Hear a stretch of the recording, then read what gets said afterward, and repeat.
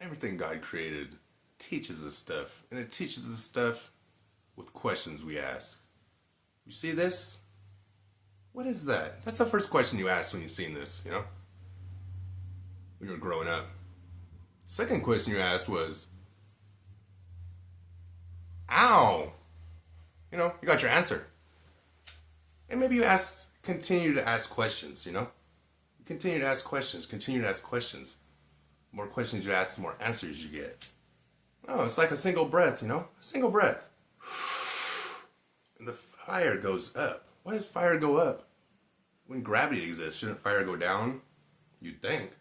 But the fact is, fire is heat. Fire is when atoms separate.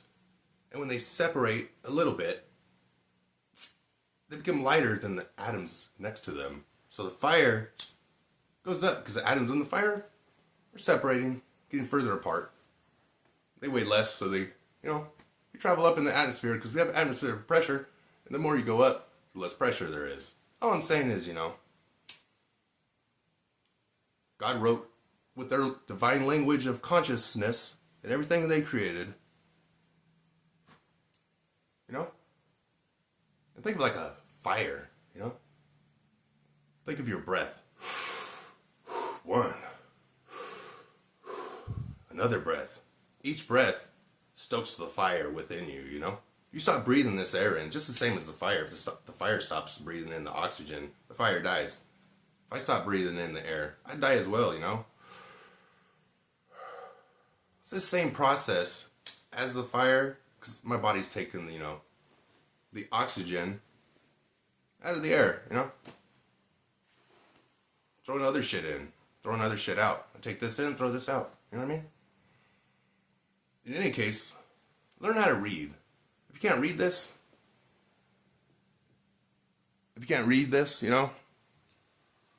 like what's going on?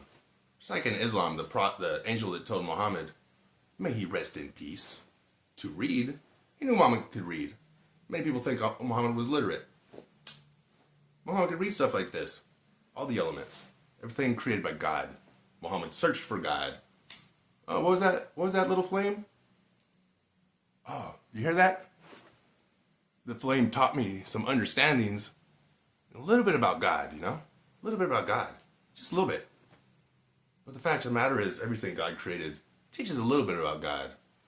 And when you take these little bits, and you put them in your brain, and you strengthen your brain, and when you ask the questions about God, you'll be able to answer them with these little bit of things that the elements are, teaching us. You can look at it as a book. The book of fire, the book of water, the book of stone, the book of meteorites, the book of gravity, The book of plant life, animal life, the self, other humans, everything. All I'm saying is study God's creation, because within God's creation is God's teachings. And only with God's teachings can you gain God's education. And only with the instinctive education that God placed on this planet, it was only hidden from us because of an instinctive process that we didn't need to know when we were uncivilized, but now that we were civilized and no longer living within the elements that God created and the nature that God created and the things that God created, we're living with the things that we created. We no longer get this instinctive education.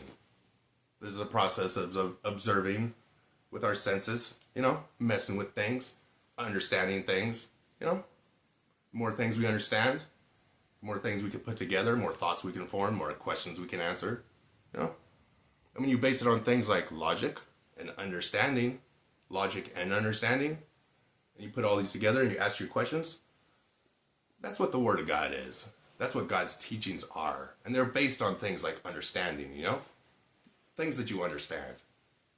In any case, educate yourself.